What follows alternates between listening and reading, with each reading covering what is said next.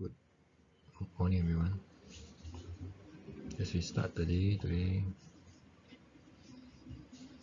we see the miracles, one of the key miracles that Jesus performed in front of the disciples to Simon's mother-in-law.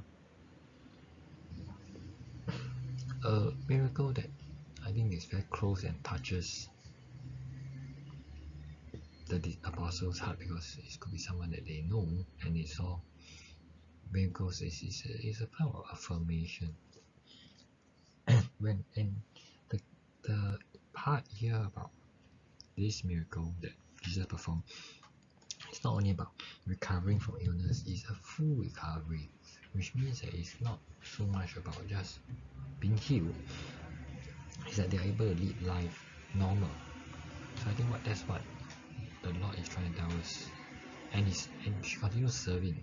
I think that is something that struck me, in the sense of our recovery is not just about I'm well and I'm just stay there. It's really continuing our works and good works to thank the Lord. And I think that's the way of thanking Jesus at point of time, by serving them food. So as we take a step back to look at our life, the points that the time that Lord has touched us,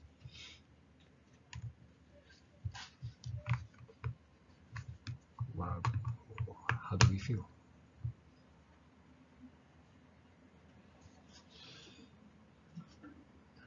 So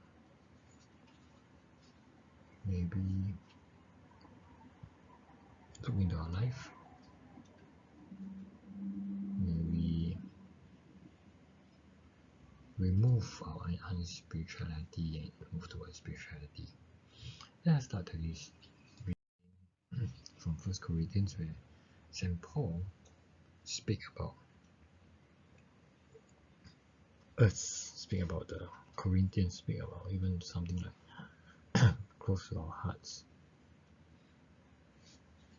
who we are now, what state we are now, how far away are we from Christ. And St. Luke wrote about the recovery of Simon's mother-in-law, now the miracles that appears in front of the apostles' life. As we take our time to reflect, have time to quiet ourselves, may Christ come to us, may Christ allow the Spirit to come. So what from me is, I think it's a good continuation from yesterday, as mentioned. We are not there yet. We are still with this unspirituality, this part about when we speak, it's still not of the Spirit. I think because we really take time to really understand God's words and God's wonderful mercy. I think that's one thing to take note. So we still have to move from this unspirituality to spirituality. It's still a movement. It's still something that we have to do. It's about the journey. And it's really looking from not the heart, not the mind, it's the action, because sometimes this action came from the heart and the mind at times. So it's not about what we say, it's about what we do. So, and St. Paul also reminds us, it's not looking at the preacher, not looking at what I'm for this preacher, I'm for this priest and whichever catechist and all. It is really not about the person, it's about the Spirit that allow the person to preach and allow the person to spread the word. I think that is one of the key things.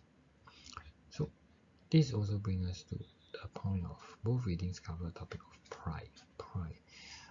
For myself, yes, I do have a lot of pride. I pride myself in things that I do, and I cannot take criticism for that. For the matter of fact, for that, and you just have to recognize that whatever work that we are are doing, it places high, or whatever that people recognize us for, we cannot forget that all this came from the gift of God. All this came from Lord. It's not us. It's Lord allowing us to be able to do this. Lord is giving us the gifts and the ability to complete what we are doing. And we should thank God for that, like what the mother-in-law did. Thanking God for by making him food. I think recognize that God is the one making all things possible, not us. So as we take a step back, as we think through and reflect through, we always remember that Lord our God. For this we pray. Amen.